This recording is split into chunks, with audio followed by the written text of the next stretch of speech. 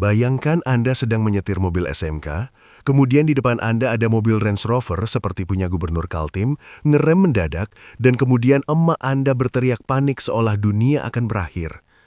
Bayangkan lagi, Anda sedang berada di sebuah gala makan malam yang mewah, dikelilingi oleh individu-individu yang merasa telah menaklukkan insting hewani mereka dengan gelar PhD dan etiket meja makan yang kaku.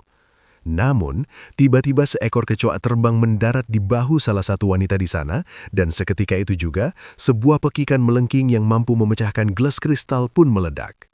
Selamat datang di Teater Evolusi, sebuah pertunjukan di mana peradaban hanyalah lapisan bedak tipis di atas wajah primata yang ketakutan. Jika Anda merasa teriakan histeris itu hanyalah sebuah reaksi berlebihan yang tidak estetis, maka izinkan saya mengajak Anda melihat melampaui kebisingan tersebut. Dari sudut pandang Darwinisme, teriakan itu bukanlah sebuah kelemahan, melainkan salah satu teknologi pertahanan biologis paling canggih yang pernah dirancang oleh seleksi alam. Kita seringkali sombong dengan menganggap diri kita sebagai makhluk yang logis, namun dalam hal bertahan hidup, alam lebih memilih berisik daripada elegan. Mari kita bedal mengapa desibel tinggi dari pita suara perempuan adalah warisan tak ternilai dari masa ketika nenek moyang kita masih berebut ruang dengan kucing besar bertaring pedang di gua-gua Pleistosen.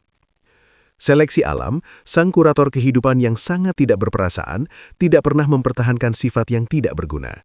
Segala sesuatu yang ada pada tubuh Anda hari ini adalah hasil dari penyaringan jutaan tahun. Jika itu tidak membantu nenek moyang Anda bertahan hidup cukup lama untuk bereproduksi, maka sifat itu sudah dibuang ke tempat sampah sejarah evolusi. Jadi, ketika seorang perempuan berteriak dengan nada yang sanggup menggetarkan gendang telinga, itu bukanlah sebuah kebetulan melodramatis.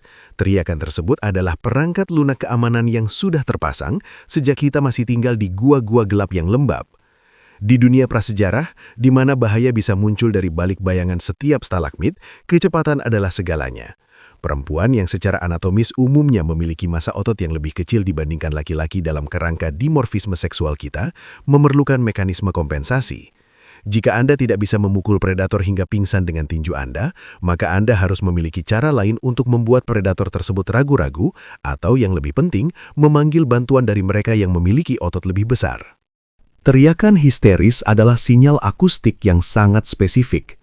Dalam studi bioakustik, ditemukan bahwa teriakan manusia memiliki kualitas yang disebut kekasaran atau roughness. Ini bukan sekedar suara keras, ini adalah modulasi frekuensi yang sangat cepat yang langsung menuju ke pusat rasa takut di otak, yaitu amigdala. Sementara suara percakapan biasa atau bahkan nyanyian merdu diproses di korteks auditori untuk dianalisis maknanya, teriakan langsung membajak sistem saraf siapapun yang mendengarnya. Ini adalah sistem alarm tanpa jeda.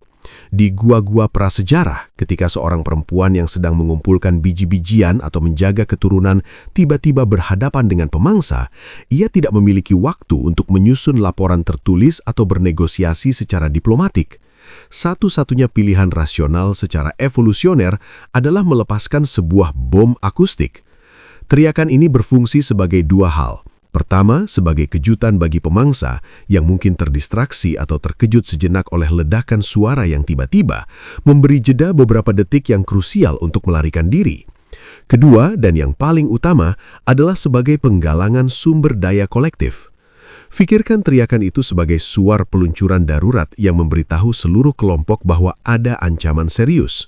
Dalam struktur sosial pemburu pengumpul, laki-laki seringkali berperan sebagai unit tempur atau pertahanan utama.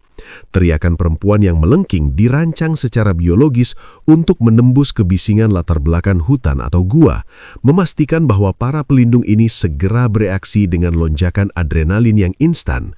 Ini adalah bentuk kerjasama tim yang sangat primitif namun sangat efektif. Jika Anda adalah seorang laki-laki di zaman purba dan Anda mendengar suara tersebut, tubuh Anda tidak akan bertanya apa yang terjadi, melainkan langsung beralih ke mode bertarung. Sarkastiknya, di zaman modern ini, insting yang sama masih bekerja dengan sempurna ketika seorang perempuan melihat tikus di dapur. Otaknya mengira itu adalah predator puncak dari masa lalu, dan ia memanggil seluruh infanteri rumah tangga untuk datang menyelamatkan. Kita mungkin sudah memakai jam tangan pintar, tapi sistem operasi di kepala kita masih menggunakan versi 1.0 dari zaman batu. Mengapa harus nada tinggi? Mengapa tidak suara bass yang dalam? Disinilah kecerdasan seleksi alam kembali bermain. Frekuensi tinggi lebih mudah dilokalisasi. Di tengah rimbunnya vegetasi atau di dalam labirin gua yang kompleks, suara bernada tinggi membantu pendengar untuk menentukan dengan tepat dari mana arah ancaman berasal. Selain itu, suara melengking perempuan memiliki karakteristik yang sangat sulit untuk diabaikan. Secara evolusioner, telinga manusia telah berevolusi untuk menjadi sangat sensitif terhadap rentang frekuensi teriakan manusia. Ini adalah lingkaran setan biologis yang menguntungkan. Perempuan berevolusi untuk berteriak di frekuensi tersebut, dan anggota kelompok lainnya berevolusi untuk merasa sangat terganggu dan waspada terhadap frekuensi itu. Jadi jika Anda merasa kesal atau terganggu saat mendengar teriakan histeris, ucapkan terima kasih kepada alam semesta. Itu berarti sistem peringatan dini Anda masih berfungsi dengan baik. Anda diprogram untuk merasa tidak nyaman agar Anda segera bertindak. Namun mari kita jujur pada diri kita sendiri yang mengaku intelek ini. Banyak orang modern melihat perilaku ini dengan sedikit penghinaan, menganggapnya sebagai bentuk ketidakberdayaan. Padahal jika kita melihat dari kacamata Darwin, ketidakberdayaan yang berisik adalah strategi bertahan hidup yang jauh lebih superior daripada ketidakberdayaan yang diam. Individu yang diam saat dalam bahaya cenderung berakhir menjadi camilan bagi karnivora Pleistosen dan tidak mewariskan gen mereka. Sebaliknya, mereka yang histeris, yang mampu memobilisasi bantuan dalam hitungan detik, berhasil bertahan hidup, bereproduksi, dan menurunkan bakat vokal tersebut kepada generasi berikutnya. Itulah sebabnya, hingga saat ini, refleks tersebut tetap tertanam kuat di amigdala perempuan modern. Mereka tidak meminta untuk merasa takut secara berlebihan. Itu adalah gema dari miliaran jeritan nenek moyang yang berhasil selamat karena mereka tidak bisa diam. Fenomena ini juga berkaitan dengan bagaimana manusia sebagai spesies sangat bergantung pada kohesi sosial. Kita bukan makhluk soliter seperti macan tutul. Kekuatan kita terletak pada kelompok. Teriakan adalah perekat sosial dalam situasi krisis. Dalam konteks gua prasejarah, teriakan histeris bukan hanya tentang individu yang berteriak, tetapi tentang menguji respons kelompok. Ini adalah insting yang memaksa komunitas untuk berfungsi sebagai satu organisme tunggal. Ketika satu bagian dari organisme itu terancam, ia mengeluarkan sinyal rasa sakit yang keras agar bagian lain bisa menyerang balik atau melindungi. Jadi lain kali Anda melihat seseorang berteriak histeris karena hal yang sepele bagi Anda, sadarilah bahwa Anda sedang melihat sebuah artefak hidup dari masa lalu, sebuah mekanisme pertahanan yang telah teruji oleh waktu dan predator yang jauh lebih mengerikan daripada masalah cicilan bulanan Anda.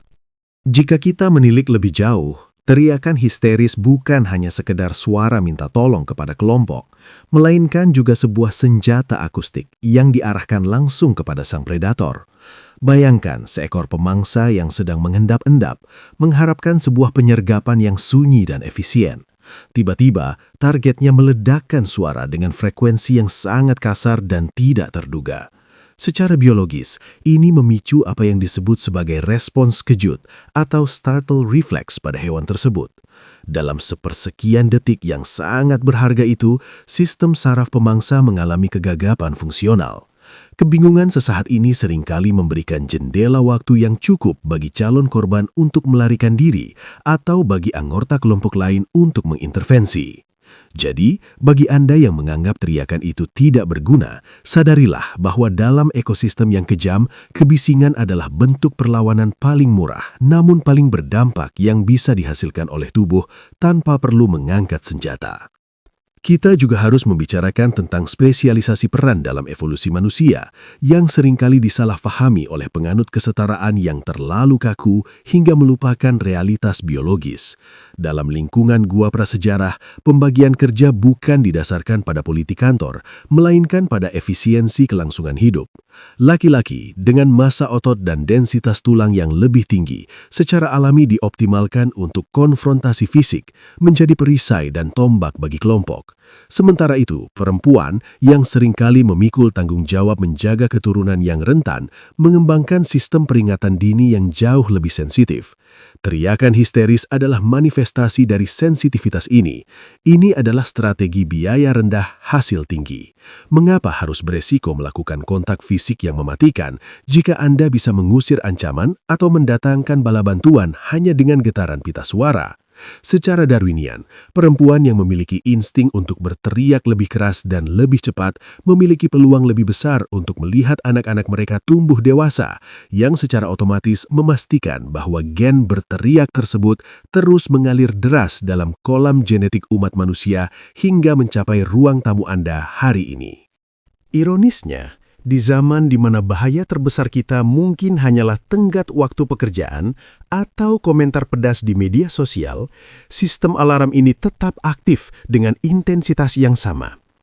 Otak manusia tidak berevolusi secepat teknologi kita.